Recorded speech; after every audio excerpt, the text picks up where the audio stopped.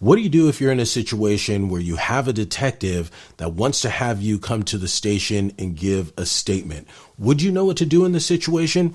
Well, if you don't, then you're in luck, because I'm going to give you exactly what you need to do and the 3 reasons why it's so important that you follow this advice. Now, listen, I hope you never have to actually act on this information, but the reality is, chances are at some point you may be in a situation, or definitely someone you know will be in a situation where a detective wants to have them come in for questioning, and it's better that you have this information than not, right? So how does this actually come up, right? A lot of times there'll be a situation where a detective might leave a voicemail or send a text message saying, hey, this is Detective Johnson. We'd like to have you come in. We have some questions for you.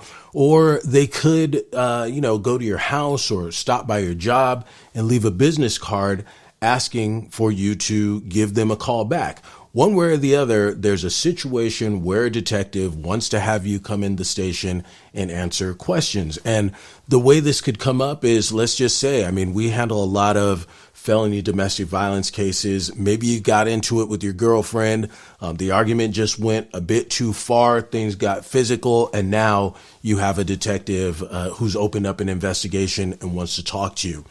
It could be a situation where a guy and a girl go out on a date and they have drinks and, end up at one or the other's house, and things go a little too far. And now there's an issue as to, was there consent to do the sexual acts that ended up taking place? Or, realistically, this could completely come out of left field where you have no idea why a detective wants to talk to you and bring you in for questioning, right?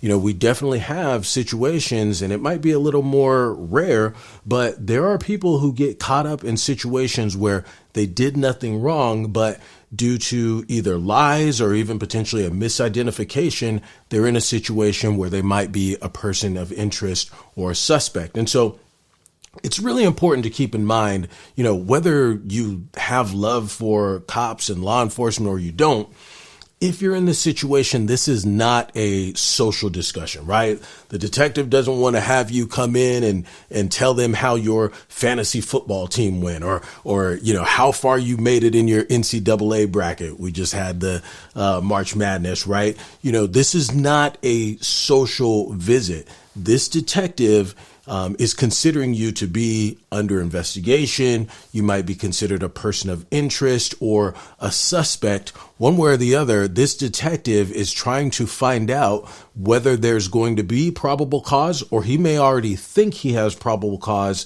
as reason to believe that you committed a crime.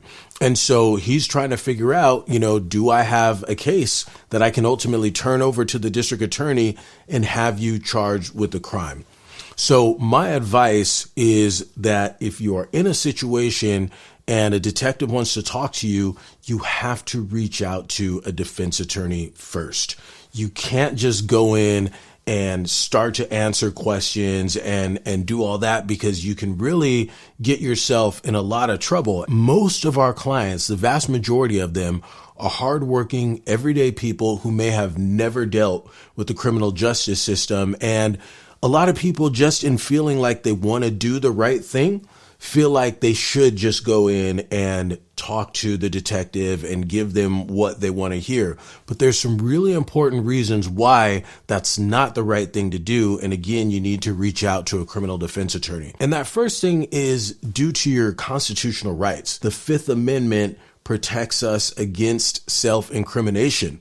And this isn't something where it's just optional or it's a good idea. No, it's a constitutional right to not incriminate yourself. And so, so many people just give up that constitutional right and walk into a police station and give a statement. I'm sure you've seen that show, The First 48, where you have these guys, they're locked up, and it's a situation where, the detective gives them a cigarette and a Big Mac, and next thing you know, they're burying themselves with a confession. Whereas if people understood their constitutional rights and understood that they should talk to a lawyer first, a lot of these people probably would never be in that situation. And it's not about being evasive. It's not about being a criminal. It's not about any of those things. It's just about understanding that you have this constitutional right for a reason and you should exercise it. So it makes the most sense to reach out to a criminal defense attorney first and understand your rights before making the decision to go in and talk to the detectives. The second reason you're going to want to consult with an attorney first is so that you can have a strategy in place. If you just go in blind talking to a detective, again, you're really putting yourself in a bad position, because the detective, you're going to be on their home field, right? You're going to be in an interrogation room. It's going to be intimidating. You're not going to feel safe and protected because you're there alone, as opposed to if you have a defense attorney in your corner.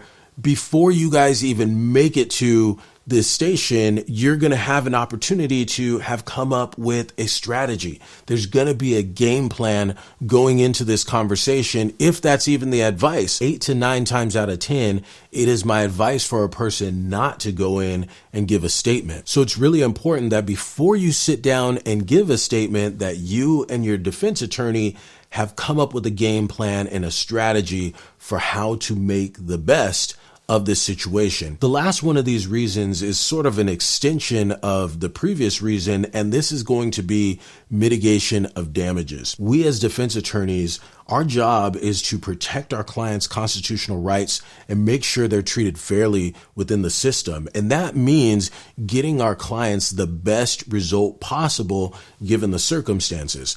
Listen, a lot of times if you go in and sit down with a detective, they may try and entice you into giving a statement saying, hey, we'll negotiate a really good deal with you. We'll put in a good word with the judge. And none of that is true.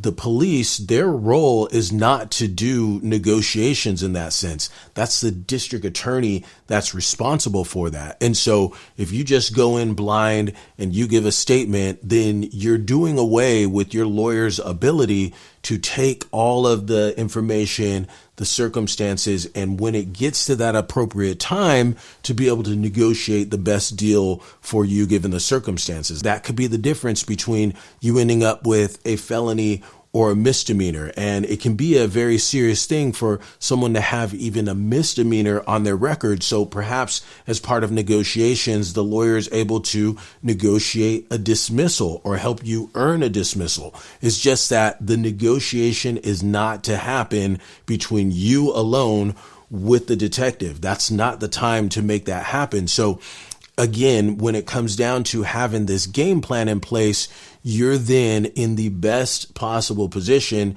to get the most favorable outcome because you have a skilled and experienced lawyer on your side. So those are 3 major reasons why you should not just go into a station blind in your first time, ever dealing with the criminal justice system and give a statement. You have to talk to a defense attorney first. If you got something out of this video, please show me some love and hit the like button. Make sure you subscribe to the channel and turn on those notifications so you never miss a new video when it drops. As always, I want to thank you so much for watching, and until next time, peace.